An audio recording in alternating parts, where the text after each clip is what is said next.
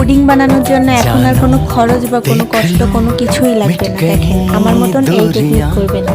ভাত হয়ে যাওয়ার পর ভাতের ভিতর হালকা যখন ফ্যান থাকবে তখন একটু পুডিং মানে পুডিংয়ের বাটিটা ওটার ভিতরে বসাই দেবেন।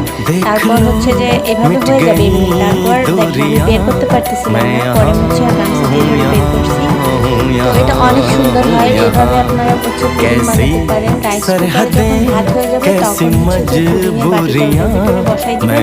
দেখবেন যে গরমের যে ভাতটা থাকবে ওই ভাবেই হচ্ছে যে পুডিং হয়ে যাবে। পুডিংটা মাশাআল্লাহ অনেক সুন্দর হয়েছিল দেখেন। আর আপনারা হচ্ছে এভাবে পুডিং বানাতে পারবেন। এভাবে বানালে অনেক সহজে অনেক অল্প সময়ে বানানো যায়, কোনো কষ্ট করা লাগে না যে বারবার একটা পাত্রে দাও, পানি গরম করো, বা অনেক খরচও হয়, এগুলো লাগে না, অনেক সহজে হয়ে যায়। আপনারা এভাবে ট্রাই করতে পারেন।